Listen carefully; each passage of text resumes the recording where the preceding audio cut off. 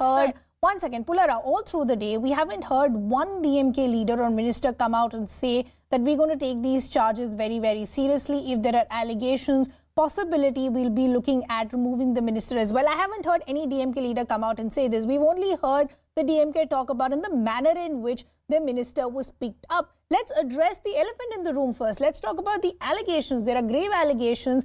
Cash for job are the allegations against the DMK minister. Why aren't we hearing from the DMK as far as what they're going to do with the minister is concerned? I am going to take the other question as far as the manner in which he was picked up and others, but help me understand why are these allegations not being addressed?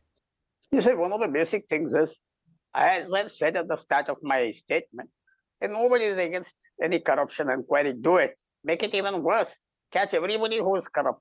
Otherwise, how are they doing politics? How are they buying votes? All political parties. All of that is there. But the manner in which you do is what says everything about you. People go back to the case. This is, yes, corruption is there. People are indulging in corruption. Nobody should tolerate it. But it's sent a kind of shock. Where was the need after 10 years to go to his office, enter the office? Where was the need? What was the idea? You want to show something? You want to convey a message? This is not correct. And I only said that if this happens to a minister, what is the fate of the ordinary man, a small businessman? How they'll deal with him? The Enforcement Directorate or any other agency or even the state police. This is the start of a kind of brutality which goes all over the country. If it can be done against him, it can be done against everybody. You have made 2 points. One is the manner in which it was done. And of course, it's a serious case. The second aspect, they will comment on it. They have been commenting on it. What I have heard across the country, the opposition has taken advantage of this kind of arrest, this kind of behavior, and then said, you are after us. You see, therefore, the government of the day should be very careful to seem fair and be fair.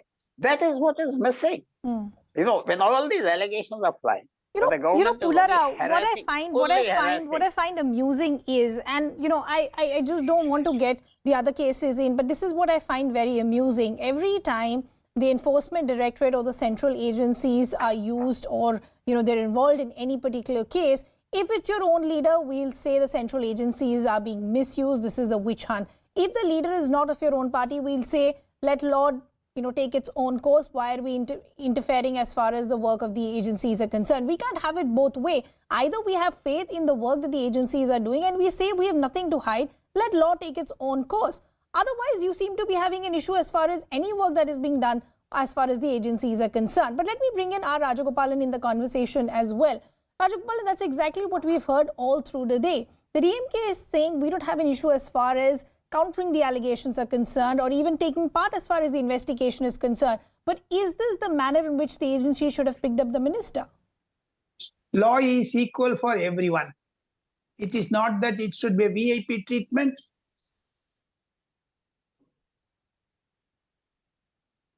Okay, we seem to be losing that connection with Rajagopalan. But Pulara, indications also that they should. Rajagopalan, sir. Hello? Yes, sir, we can hear you. Go ahead, go ahead.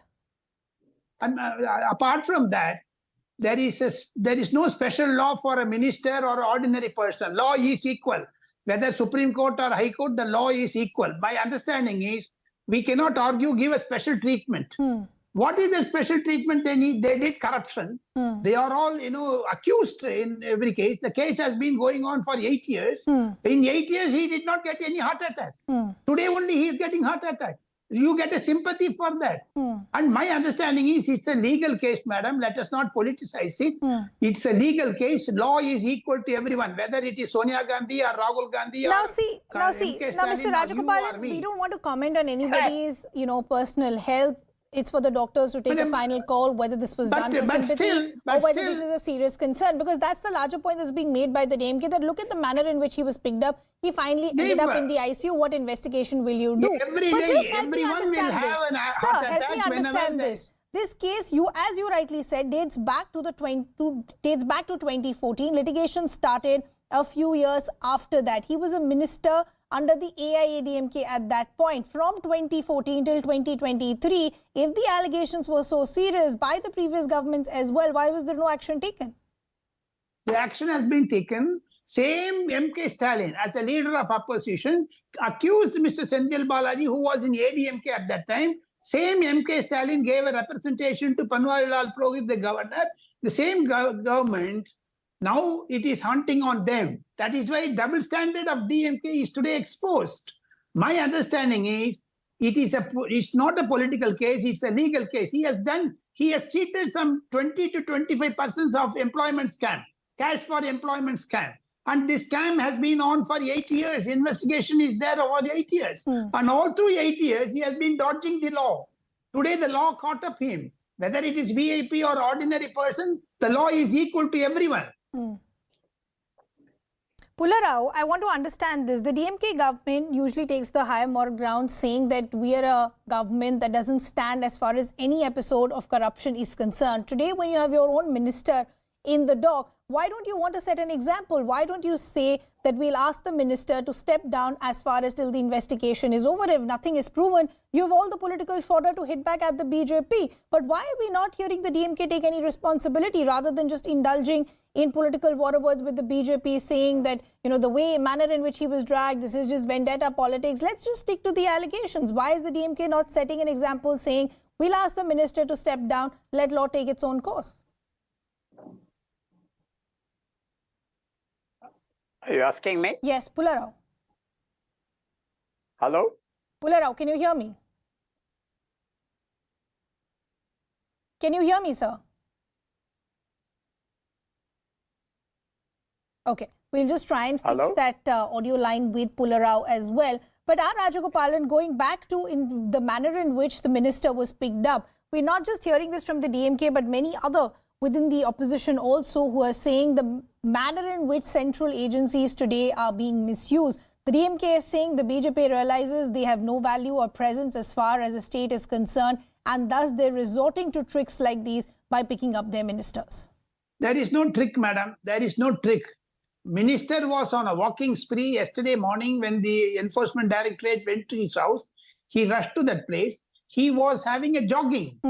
When the minister could jog yesterday, and yesterday whole day minister was helping the Enforcement Directorate. Minister himself said that, Senthil Balaji has said that he will help the investigation. Therefore, he was cooperating with the investigation. The DMK leaders magnified it because it is going to hit the leadership of the DMK. Their apprehension is it should not reach the first family of DMK. Therefore, there are political inputs to that. My understanding of the case is serious. It is of, 8 years long investigation has happened. Tamil Nadu police bungled. And the Central Supreme Court has also came very heavily on the Enforcement Directorate that why you are not conducting the investigation properly. Therefore, they said that there will be a special investigating team. That is why Enforcement Directorate is going after him. He was also helping. Senthil Balaji was helping the investigation. DMK people in between came and spoiled that. Why should Mr. Senthil Balaji, he has been helping this investigation. So the point that you're making is that this is an old case. He's escaped the law and clutches of law for so long. Why should law not catch up with him? Pulara, I'll give you the final word. If you can hear me this time around, I was essentially saying the DMK usually likes to take the higher moral ground, saying we're a party that doesn't support corruption in any form. Today, when allegations are so serious against the minister of the party, why is the DMK not wanting to set out a message saying, we'll ask the minister to step down. If there are no allegations found, then you'll have all the more political fodder to attack the BJP. Why isn't the DMK choosing to set an example? You see, that's happening to every party. I don't want to get into some murky arguments. What are the allegations the opposition makes about the ruling dispensation? That they protect anybody, they get whitewashed. They get dry cleaned the minute they enter the ruling dispensation. All political parties are doing the same thing. It is not the DMK alone which is hesitant to sacrifice one of its own. But let me ask you, he has not yet been found guilty. He has not been sentenced yet. That's what Kejriwal says about Manish Sisodia. That's what Sharad Pawar says about his Home Minister Anil Deshmukh. He has not yet been found guilty. You should find something wrong somewhere else, where it has taken 9 years for a case to come here. Maybe the judiciary was too slow. And that's where the problem lies. Witnesses are changed, everything is changed. Therefore, I would simply say that let the law take its course. Let us find out how guilty he is. Let him be sentenced. Okay. In the meantime, why should you drag him out? And I agree, he might have been healthy in the morning, but by evening, after all the strain and stress, it has been found he has got 3 blockages. He's very sick. What I oppose this. Let there be a manner of doing these things. Don't, once you have a search warrant against somebody, don't treat him like a criminal and then do all these things. Let there be a process. Do the process decently. The law so you're saying you don't have an issue as far as the arrest is concerned. You welcome the investigation. You'd like to support the investigation, but you're questioning the manner in which the minister was picked up. Okay, unfortunately, I'll have to leave that conversation there. I'd like to thank both our guests. Appreciate you joining us here on CNN News 18. We're getting some breaking developments also now coming in.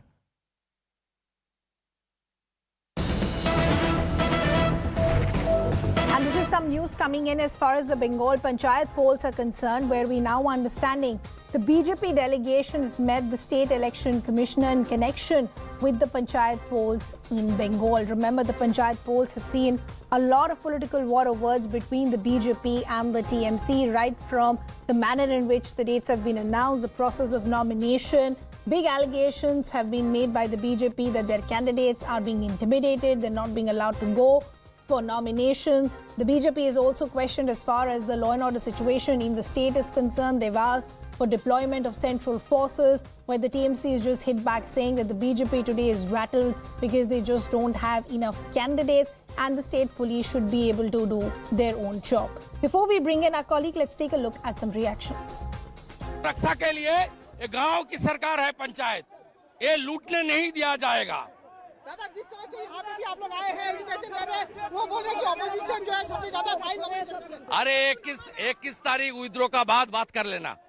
20,000 seat में निर्विरोध चुनाव जीतने के लिए साजिश किया है राजीव सिन्हा और ममता जी का मिला भगत, साथ में पुलिस है। सेंट्रल फोर्स का कल बताया गया। नहीं, वो तो इनकार कर दिया।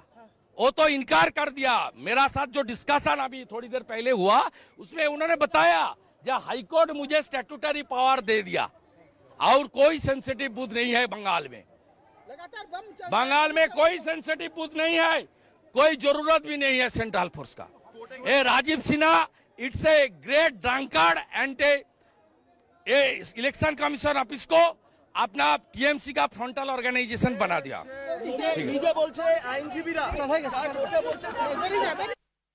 Let's also now bring in our colleague Kamalika Sengupta, who in fact is now joining us there. We just heard from Shovendu Adhikari, the leader of the opposition. What is the BJP delegation saying?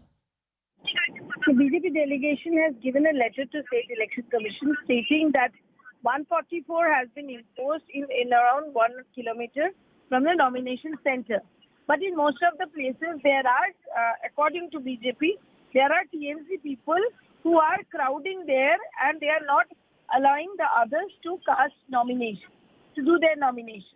Now that is the point which the BJP is raising, and both the BJP, Shovendu Adhikari and Sukanta Majumdar, the president, has come with couple of candidates who are unable to cast their to file their nomination from North 24 Pargana. So according to BJP, they will sit there and the State Election Commission has to give them an answer and arrange their nomination. The moment they will do it, they will file the nomination in Kolkata and they are bound to do that. That's what their demand is. On the other hand, Abhishek Banerjee spoke to News 18, National General Secretary of TMC. He is saying that whatever allegation the opposition is making is false because according to data of the State Election Commission, till now 80,000 nomination has been filed by opposition, where BJP is number one, who has filed more than 30,000 nominations. Then it's CPM, then it's Congress, and he's also claiming that Trinamool till now has filed nomination of 10,000. Tomorrow is the last date of nominations. What we are getting it from sources that TMC will complete their nomination tomorrow because there is an infight in Trinamool Congress always going on. So they have kept the last day for nomination because disgruntled people might shift in place. But this is clear cut. In one place, we are saying BJP is absolutely has gone to State Election Commission, stating that their candidates are not allowed to file nomination, and they have brought in people who are unable to file nomination. They are saying that tomorrow also they will make all the people who are Canning 200 গোটা রাজ্যের 50-এর বেশি ব্লকে লুট করছে গুন্ডারা। আর এই রাজীব সিনহা মমতা ব্যানার্জির একটা পেট ডগ এবং মমতা ব্যানার্জির ফ্রন্টাল অর্গানাইজেশনে বসে এই জিনিস করছে। আমরা হাইকোর্টে ক্লারিফিকেশনের জন্য যাব এবং আমরা আজ থেকে শুরু হলো যতজনকে বিডিও অফিসে ঢুকতে দেননি এখানে লাইন দেবে। রিড্রেসাল সেল খুলতে হাইকোর্ট বলেছে, রিড্রেসাল সেলে কমপ্লেন জমা হবে এবং আমরা সেফ ডেমোক্রেসির জন্য আমাদের লড়াই চলবে এবং আমরা গোটা রাজ্যে আবেদন করছি যাদের যে বিরোধী দল যে প্রার্থী হতে চান স্বতন্ত্র প্রার্থী হলেও তারা যদি নমিনেশনে আটকে দিয়ে থাকে সবাই সরোজিনী নাইডু অফিসে আসুন, পুলিশ আপনাকে আটকাতে পারবে না। এপিক কার্ড হাতে রাখবেন, হাইকোর্ট বলেছে রিড্রেসাল সেল খুলতে, এরা এখনো সেল খোলেনি, হোয়াইট পাবলিসিটি দেয়নি। এখানে আমরা আসবো, প্রত্যেককে জমা দেব, নমিনেশন দিতে হবে, যে লড়তে চায় তাকে সুযোগ দিতে হবে, ফ্রি অ্যান্ড ফেয়ার ভোট করতে হবে, কাউন্টিং নিরপেক্ষ করতে হবে।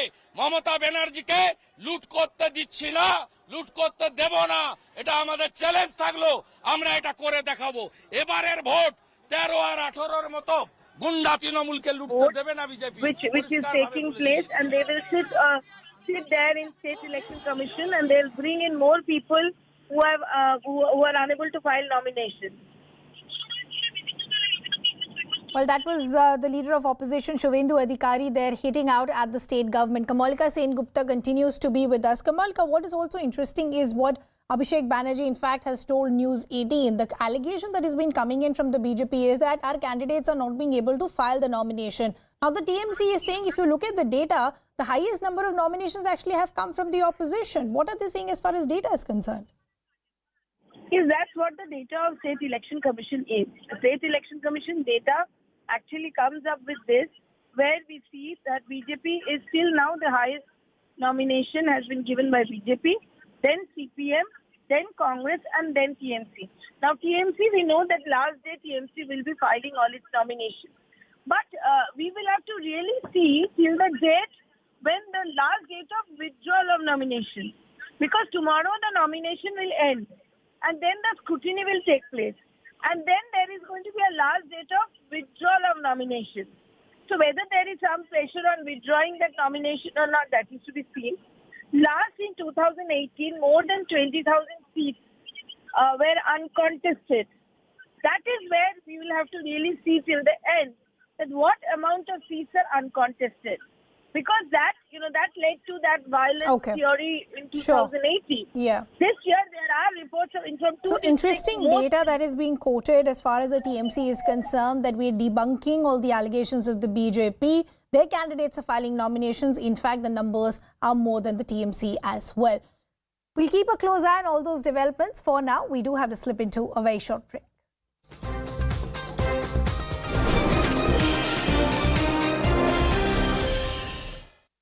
Advocate by profession, I think he knows that. Number two, what is he accused of? He has been accused of cheating common men, assuring them of jobs in his ministry when he was a minister in transport ministry. He was the minister. And this accusation was very clearly exposed by Mr. Stalin, the then opposition leader and the present chief minister. They have even met the governor and accused Mr. Senthil Balaji of doing huge corruptions when he was in so many ministries. It was not the BJP who had accused. It is the DMK which has accused the same Senthil Balaji and given him the ministry. Mr. Saravanan is asking whether he can hide documents pertaining to 2011-15. Why not? Why can't he hide? He can do that. The law enforcing agency has got each and every right to interrogate, and it is the duty and the responsibility of a minister to cooperate with the law enforcing agency. the Chief Minister is to be highly condemned for not ordering Senthil Balaji's dismissal. He should have asked Mr. Senthil Balaji to cooperate with the Enforcement Directorate. That's it. All right, Mr. Tirupati, please stay with us. Mr. Saravanan, how would you like to respond to Mr. Tirupati? See, that's what authority, what moral authority does any of these BJP leaders or spokespersons have to comment upon anybody else? What have they done with Mr. Brijbhushan Singh? He is accused of sexually assaulting. What a heinous crime. And what was he doing? He was given a red carpet welcome in the parliament. And these people come here and preach about probity in public life. What a joke, what a pathetic joke is this. The question is, there are guidelines for arrest. You cannot arrest anybody in the midnight. Let them go educated about the Supreme Court judgments, which speak about when an arrest is required or when an arrest is not required. He is not Mehul Choksi or Nirav Modi to fly away after looting the country's money worth 5,000 crores.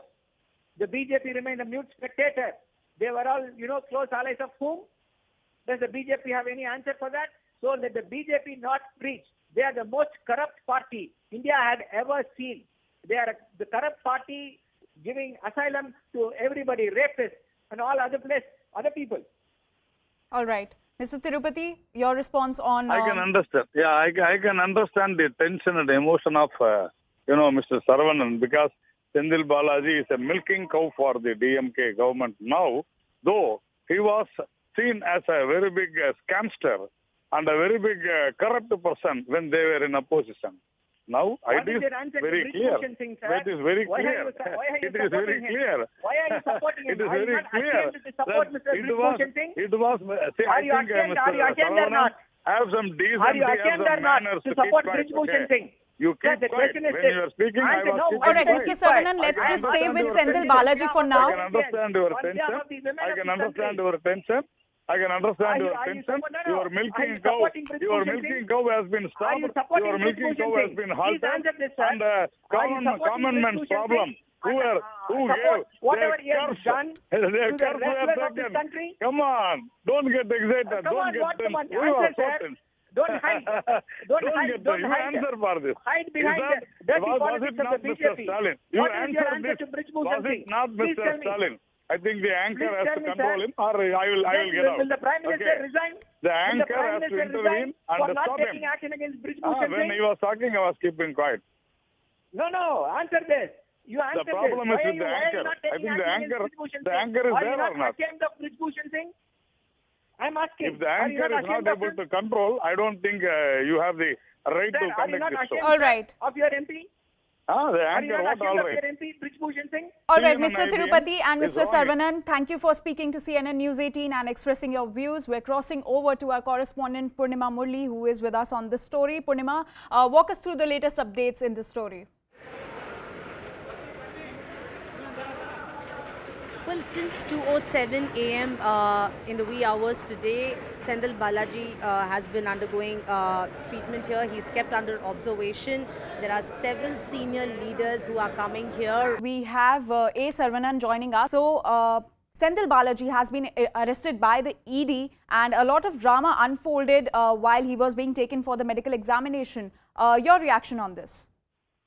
See, the ED is acting out of political vendetta. This is the case pertaining to the year 2015 during the ADMK regime. The ED, after 10 years, now coming and searching the secretariat in search of evidence, in search of materials. Is this a joke played on the people of Tamil Nadu? What authority does the ED have to enter into the offices of the secretariat? The sanctity of the will of the people of Tamil Nadu is violated. So why are they doing this? They are doing this to please the BJP, or the BJP High Command has directly issued. 2 days back, Mr. Amit Shah was here, and the Chief Minister, they put pertinent questions to him. What has he done for the state of Tamil Nadu? There was no answer. Mr. Amit Shah's visit become an absolute failure. He is not able to stomach that. So 2 days later, ED comes and arrests Mr. Senthil Balaji. The question is this. Mr. Senthil Balaji is here cooperating with the investigation. What is the necessity to arrest him in the middle of the night? His human rights are violated. Is he a hardcore criminal? But A sir, criminal who's accused of sexually assaulting the medalists are roaming free. They're going to the Parliament House and making statements. And Mr. Senthil Balaji, who's been cooperating, is arrested in the middle of the night. This is the kind of justice BJP wants to give to everybody. But sir, the BJP has claimed that because Senthil Balaji is a minister, he should cooperate with the investigation and not create such drama while he is being interrogated, and he should cooperate. He is cooperating. He has been cooperating so long. The court has granted anticipatory bail in the main case. Now the ED suddenly comes in and says, oh no, we have got evidence. We got that evidence only in the Secretariat. The offense happened, the occurrence took place in 2000, the alleged occurrence took place in 2011 to 2015. For that, Mr. Senthil Balaji will be having the evidence in the Secretariat. Phone Pay.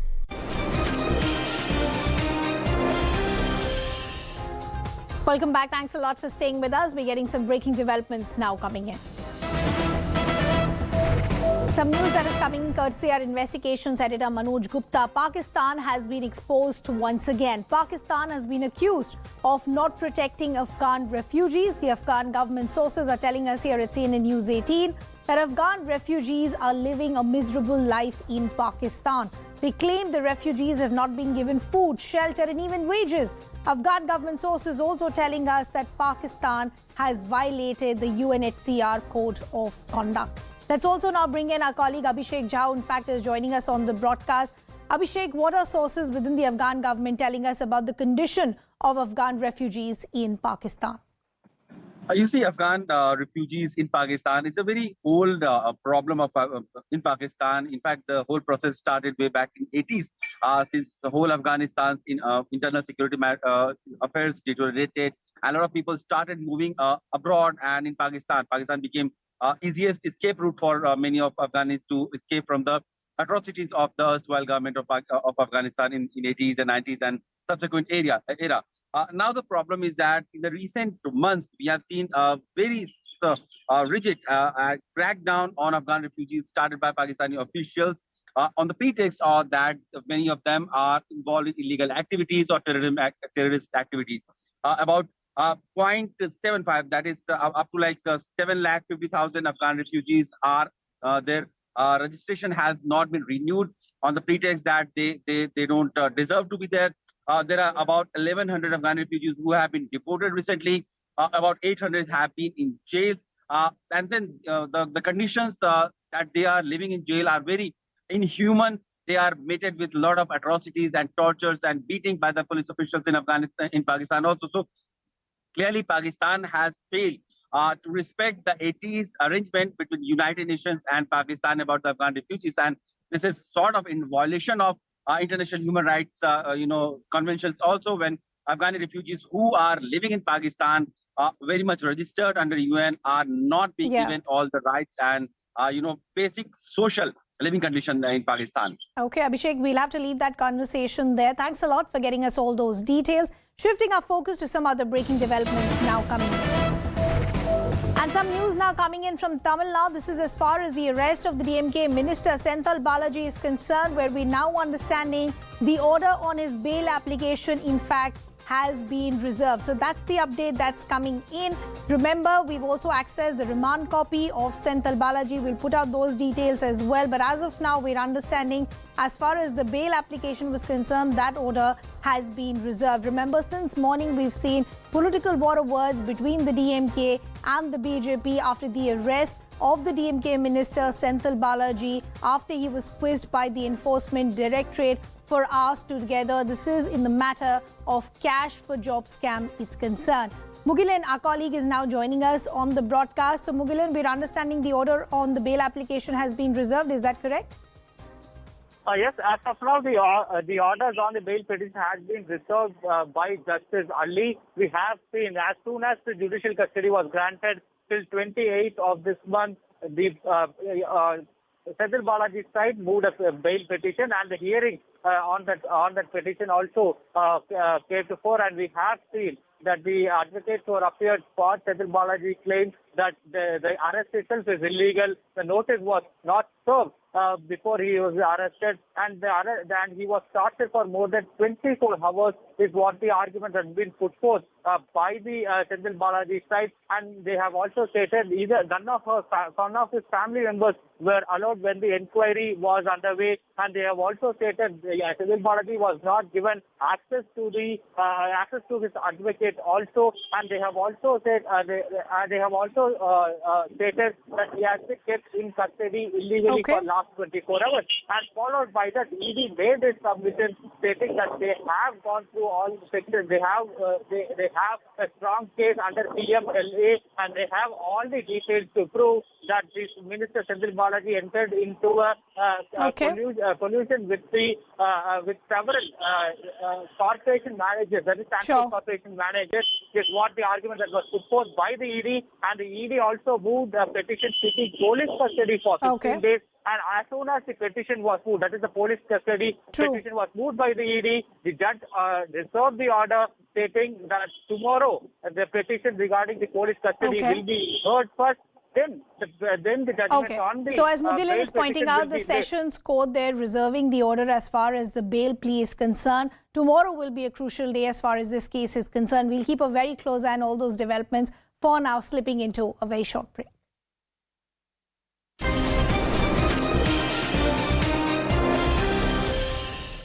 Of your MP?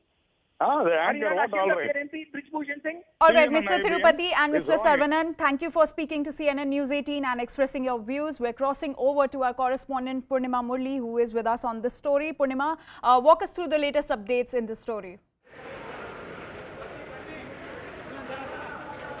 Well, since 2:07 a.m. In the wee hours today, Senthil Balaji has been undergoing treatment here. He's kept under observation. There are several senior leaders who are coming here. We have A. Saravanan joining us. So, Senthil Balaji has been arrested by the ED, and a lot of drama unfolded while he was being taken for the medical examination. Your reaction on this? See, the ED is acting out of political vendetta. This is the case pertaining to the year 2015 during the ADMK regime. The ED, after 10 years, now coming and searching the secretariat in search of evidence, in search of materials. Is this a joke played on the people of Tamil Nadu? What authority does the ED have to enter into the offices of the secretariat? The sanctity of the will of the people of Tamil Nadu is violated. So why have they doing this? They are doing this to please the BJP, or the BJP High Command has directly issued. 2 days back, Mr. Amit Shah was here, and the Chief Minister, they put pertinent questions to him. What has he done for the state of Tamil Nadu? There was no answer. Mr. Amit Shah's visit become an absolute failure. He is not able to stomach that. So 2 days later, ED comes and arrests Mr. Senthil Balaji. The question is this. Mr. Senthil Balaji is here cooperating with the investigation. What is the necessity to arrest him in the middle of the night? His human rights are violated. Is he a hardcore criminal? But a criminal who's accused of sexually assaulting the medalists are roaming free. They're going to the Parliament House and making statements. And Mr. Senthil Balaji, who's been cooperating, is arrested in the middle of the night. This is the kind of justice BJP wants to give to everybody. But sir, the BJP has claimed that because Senthil Balaji is a minister, he should cooperate with the investigation and not create such drama while he is being interrogated, and he should cooperate. He is cooperating. He has been cooperating so long. The court has granted anticipatory bail in the main case. Now the ED suddenly comes in and says, oh no, we have got evidence. We got that evidence only in the secretariat. The offense happened, the occurrence took place in 2000, the alleged occurrence took place in 2011 to 2015. For that, Mr. Senthil Balaji will be having the evidence in the secretariat. The office which he assumed in 2021. What joke? is the ED officers trying to play. So they are deliberately trying to provoke. They think that they can bring a bad name to the DMK government. But it is the BJP which is losing out. The entire opposition in our country is united. They've condemned yesterday's search. And then a person, you imagine 17 hours, he's being held captive, and he is not allowed to any of his normal functions. You don't allow him to sleep, and suddenly, middle of the night at 3 o'clock, you are arresting him. 3 o'clock. All right. Without any this thing, they are arresting. What kind of investigating agency they are?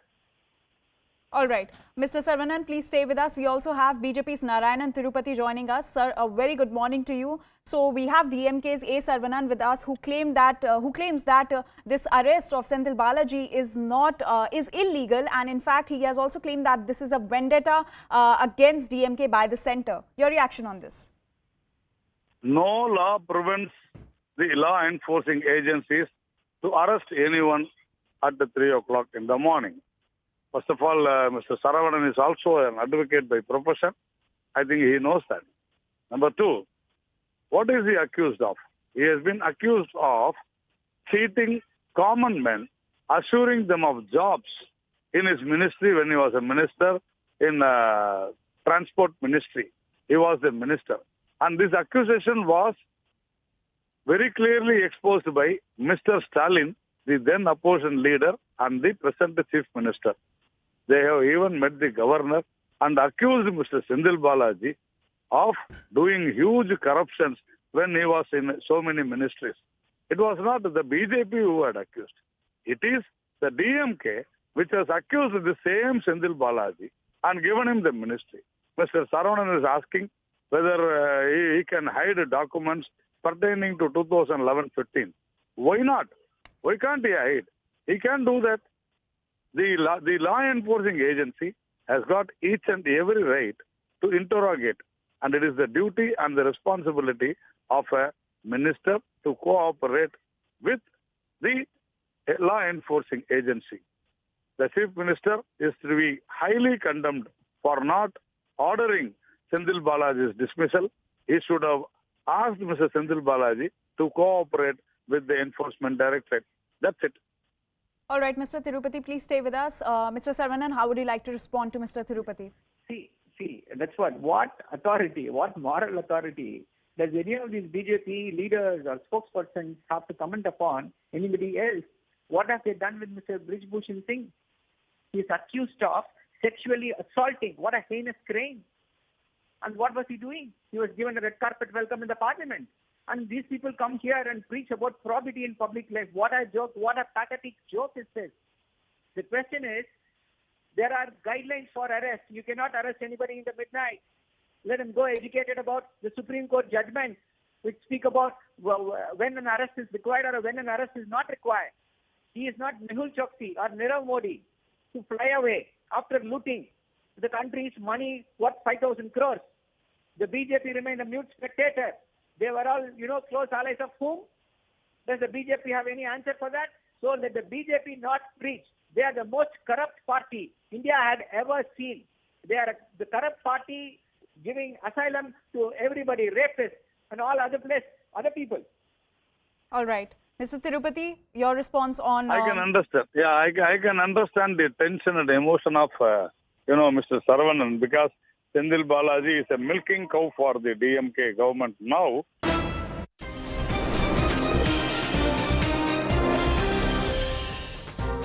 Welcome back. Thanks a lot for staying with us. Tensions continue to simmer in Uttarakhand's Uttarkashi district over an alleged abduction attempt of a 14-year-old girl by two men, including one Muslim youth as well.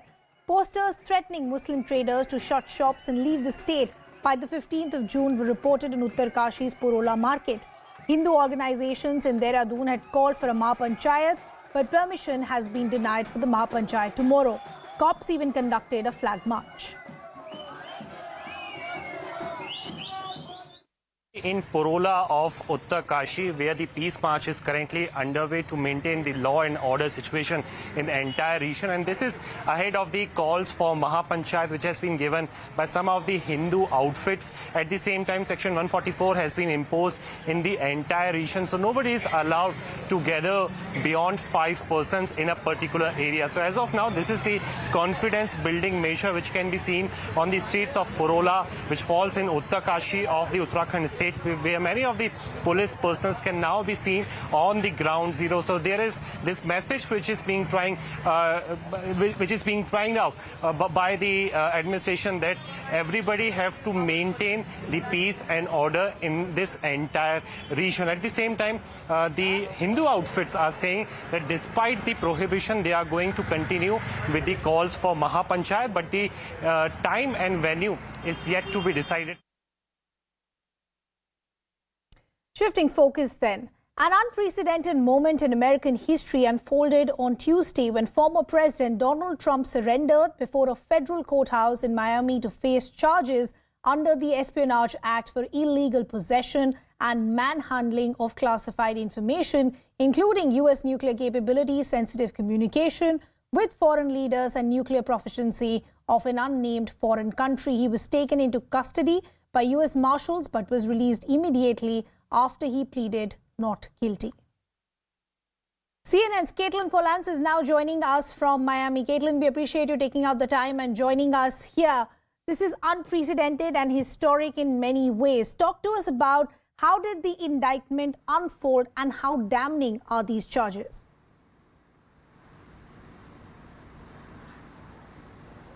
Well, how damning the charges are, that's going to be a question for a jury from the Southern District of Florida, so South Florida, around Miami.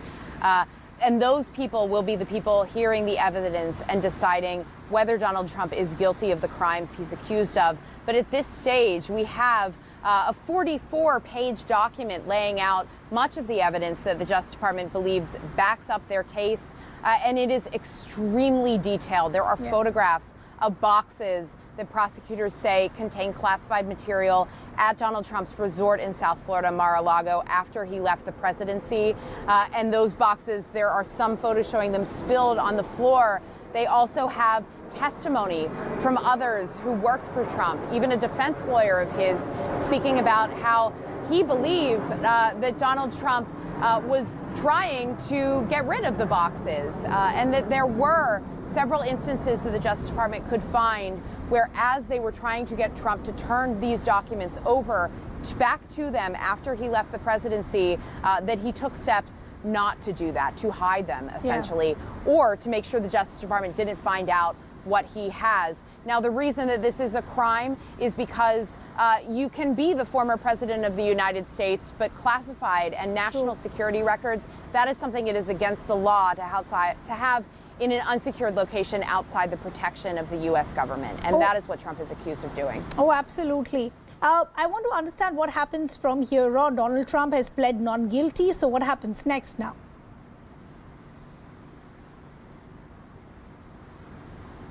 Well, now they're going to be deciding on when the trial takes place. And one big question there is how close it will be to the election. That might not be something the judge considers, but it's something we are all watching to see. And then the next thing that happens as we're waiting and on that road toward a federal trial in the system here in Florida with a jury here, the thing we will be seeing is arguments. Arguments from Donald Trump's team, arguments from the Justice Department, the Office of Special Counsel. Those are the prosecutors who brought this case. They're going to be arguing about what evidence can be presented at the trial and some of the law, how it can be applied, and exactly how strong the Justice Department's case may be at that stage.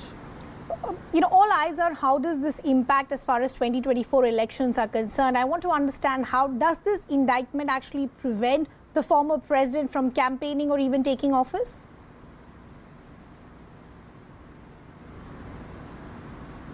Well, there's no indication that that is the case. And there is no indication that anything in the law would allow him to be blocked from holding office if he were to be convicted of these charges, 37 different charges that he's facing. But one of the things to remember about this is that these are very serious charges. They are national security charges, and they are the sort of things that voters may want to consider. Is this the type of person with these accusations and evidence being built against him that they would want to hold higher office and be the commander-in-chief of the U.S. military? Again, many of these are military documents, things related to foreign countries, nuclear information about the United States and about other countries. And so there's a lot of questions there that people will have to look at. But the other question, too, is if Donald Trump were to be convicted of these charges, will he be sentenced to time in prison? True. Even if he were to be elected again as president, what happens then? These are the type of charges that people do receive prison sentences for when they're convicted of them. True. Caitlin, lastly, I also want to understand once again, how will this actually impact the 2024 race? More importantly, how are Donald Trump's political opponents now going to use this against him?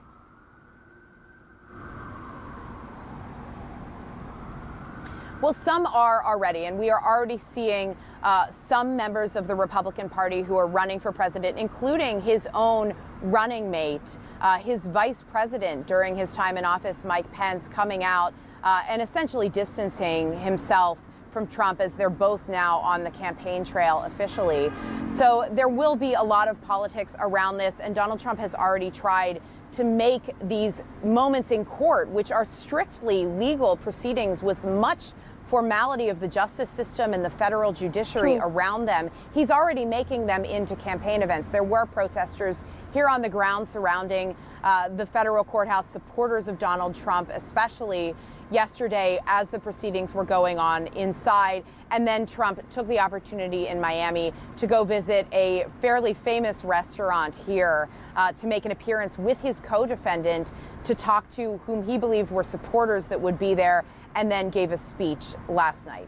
Okay, Caitlin, we'll have to leave that conversation there. Appreciate you joining us with all those details. We'll really have to see how all of this pans out for Donald Trump and his prospects for 2024. Shifting our focus, some news coming in from the world of aviation. India could have a new airline very soon.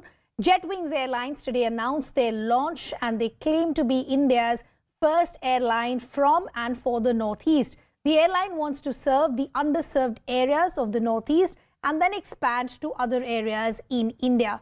But the larger question is, it's already such a competitive space as far as the Indian aviation market is concerned. How is the airline so confident of staying afloat? I spoke to their management at the launch earlier in the day. Let's listen in. Could you first help us understand where does the paperwork currently stand?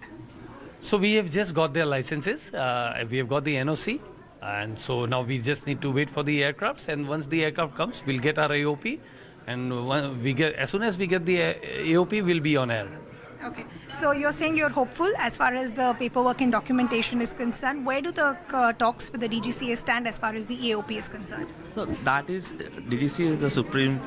That depends on the aircraft. You bring good aircraft, they will give you permission. If you don't have a good aircraft, they will not give you permission. So we are definitely going to get very good aircrafts once with a very good flying range and everything. So DGC is quite supportive. They have got wonderful officers. Director General himself has given us very best of luck for the entire venture, and they also are looking for good aircrafts to come in, and they are also looking at this segment growth. So all the officers out there whom we are into contact and touch, they are really excited to get these aircrafts here, and they are also looking at supporting us to the level best. Okay, I want to now understand what is your plan and vision as far as the launch of this airline is concerned. You're claiming to be India's first airline with a vision on the Northeast. Why does the Northeast become so important, and what is your plan? First and foremost, we are from the Northeast, so that is why it's important to us, and all our businesses are in the Northeast. Sure. So that is the whole reason, and being the first person to start from the Northeast, we would definitely want it to be a successful venture like the other ventures that we have. And we have a long-term plan. At the short term, we have 5 aircrafts. We are getting 5 aircrafts. 2 we are getting in the by October we should get. So still we are saying calendar year, before the calendar year of 23. And what our target is to connect the entire Northeast first, and then connect the Northeast to the whole of the country. Yeah. So that is our first target, first aim. And of course, you know, we intend to become, we don't intend now, we have already become the first company from the Northeast, from Assam's, this is Assam's local company. So we intend to be the one of the best and the largest company in the near future.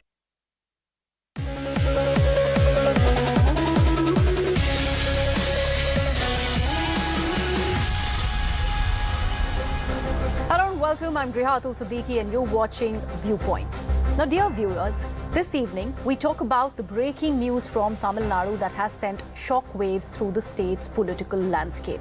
In an unprecedented turn of events, Tamil Nadu's Minister of Electricity, Prohibition and Excise, V. Senthil Balaji, has been arrested by the Enforcement Directorate, making this the first time a central agency has entered Fort St. George, which is the seat of power in Tamil Nadu, to target a sitting minister.